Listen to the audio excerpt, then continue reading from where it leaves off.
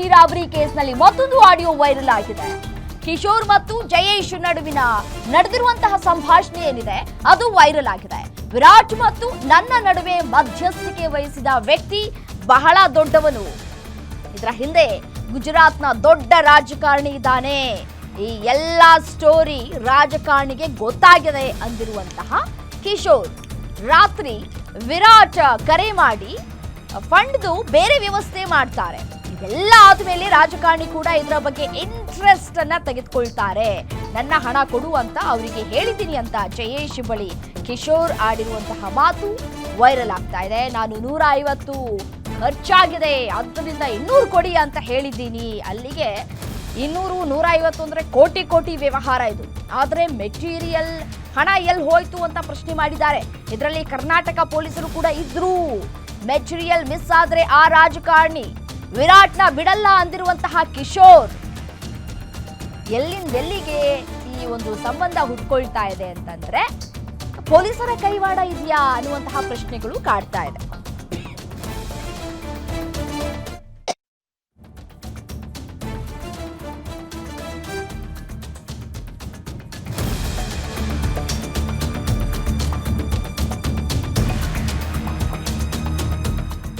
ಒಂದು ಪ್ರಭಾವಿ ನಾಯಕ ರಾಜಕಾರಣಿ, ಮತ್ತೊಂದು ಇಲ್ಲಿ ಪೊಲೀಸರ ಕೈವಾಡ ಇದೆ ಅನ್ನುವಂತಹ ಮಾಹಿತಿ ಲಭ್ಯವಾಗ್ತಾ ಇದೆ.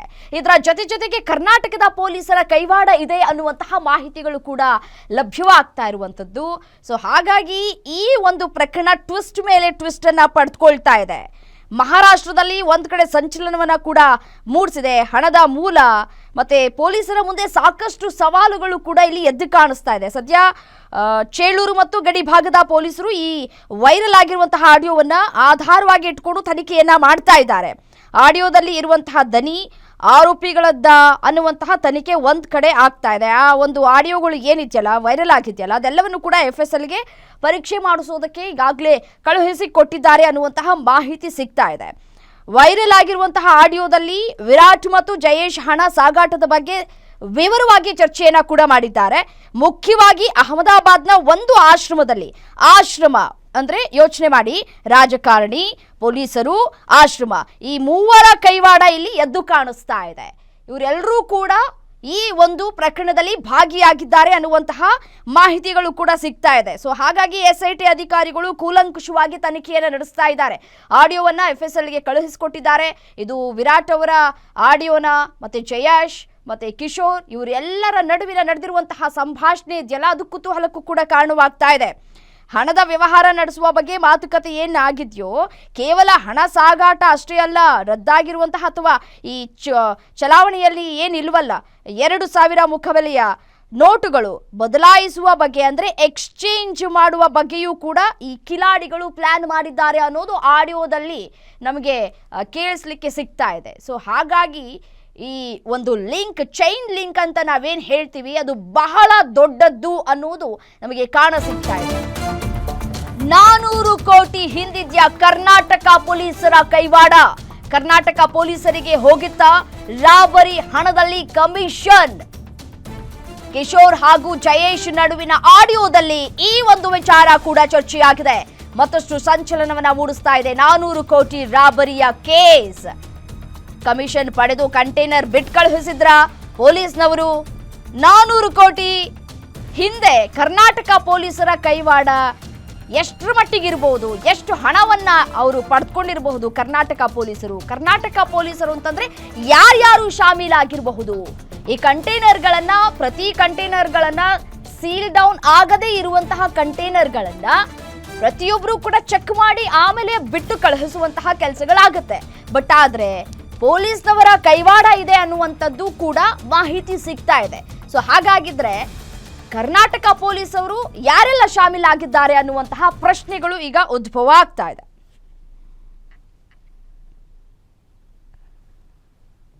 ಏನು ಇದೇ ವಿಚಾರಕ್ಕೆ ಸಂಬಂಧಪಟ್ಟಂತೆ ಮತ್ತಷ್ಟು ಡೀಟೇಲ್ಸ್ ಕೊಡ್ತಾ ಹೋಗ್ತಾರೆ ನಮ್ಮ ಪ್ರತಿನಿಧಿ ರಾಜೇಶ್ ದೂರವಾಣಿ ಸಂಪರ್ಕದಲ್ಲಿದ್ದಾರೆ. ರಾಜೇಶ್, ಆಡಿಯೋ ಈಗ ವೈರಲ್ ಏನೋ ಆಗಿದೆ. ಈ ಆಡಿಯೋದಲ್ಲಿ ಏನೆಲ್ಲ ಮಾತುಕತೆಗಳಾಗಿದೆ, ಯಾರ್ದಾದ್ರೂ ಹೆಸರನ್ನೇನಾದ್ರೂ ಉಲ್ಲೇಖವನ್ನ ಮಾಡಿದ್ದಾರಾ ಅಂತ?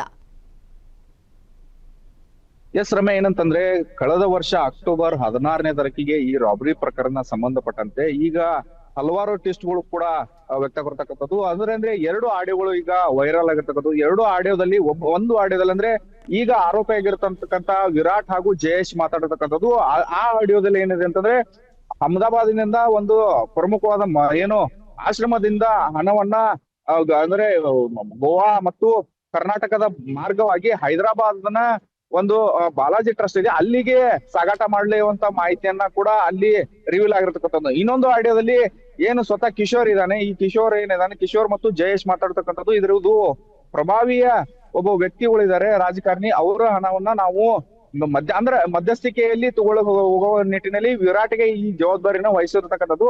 ಸದ್ಯ ಈಗ ಏನಾದ್ರೂ ಇದ್ರಲ್ಲಿ ಏನಾದ್ರು ಮಿಸ್ ಆದ್ರೆ ನಾನು ವಿರಾಟನ ಸಹಚರನ ಯಾರನ್ನು ಕೂಡ ಬಿಡುವುದಿಲ್ಲ ಅನ್ನೋ ಮಾತನ್ನ, ಅಲ್ಲದೆ ಈ ಸಾಗಾಟದ ವೇಳೆಯಲ್ಲಿ ಯಾರ್ಯಾರೆಲ್ಲ ಭಾಗಿಯಾಗಿದಾರನು ಕೂಡ ಮಾತುಕತೆಯಲ್ಲಿ ಕೂಡ ಬಹಿರಂಗ ಇರ್ತಕ್ಕಂಥ. ಅಂದ್ರೆ ಕರ್ನಾಟಕದ ಮಾರ್ಗವಾಗಿ ಹೋಗೋದಾದ್ರೆ ಕರ್ನಾಟಕ ಪೊಲೀಸರು ಕೂಡ ಇದರಲ್ಲಿ ಶಾಮೀಲಾಗಿದ್ದಾರೆ ಅನ್ನೋ ಮಾತನ್ನ ಕೂಡ ಹೇಳ್ತಕ್ಕಂಥದ್ದು. ಸೊ ಇದರಿಂದ ಸಾಕಷ್ಟು ಈ ಎರಡು ಆಡಿಯೋಗಳು ಸಾಕಷ್ಟು ಚರ್ಚೆಯನ್ನ ಹುಟ್ಟಾಕಿದೆ ಅಂತ ಹೇಳ್ಬೋದು, ಸಾಕಷ್ಟು ಸಂಚಲನ ಕೂಡ ಮೂಡಿಸಿರ್ತಕ್ಕಂಥದ್ದು. ಸದ್ಯ ಈಗ SIT ಅಧಿಕಾರಿಗಳು ಈ ಎರಡು ಆಡಿಯೋಗಳ ಮೇಲೆನೆ ಈಗ ಸದ್ಯ ತನಿಖೆಯನ್ನ ಮಾಡ್ತಾ ಇರ್ತಕ್ಕಂಥದ್ದು. ಎರಡು ಆಡಿಯೋಗಳು ಏನು ಸದ್ಯ ಇವರೇ ಮಾತಾಡಿದಾರ ಇಲ್ಲ ಬೇರೆಯವರು ಮಾತಾಡಿದ್ದಾನು ಕೂಡ FSL ವರದಿ ಕೂಡ ಕಳಿಸಿದ್ದಾರೆ.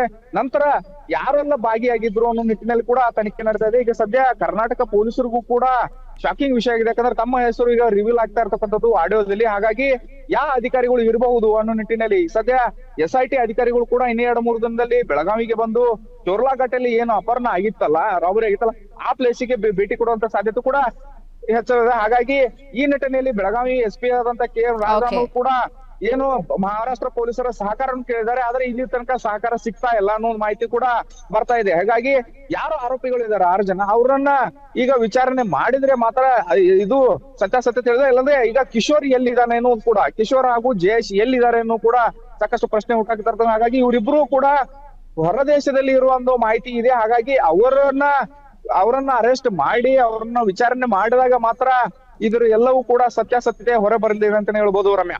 ಓಕೆ, ಥ್ಯಾಂಕ್ ಯು ತಮ್ಮೆಲ್ಲ ಮಾಹಿತಿಗಾಗಿ ರಾಜೇಶ್.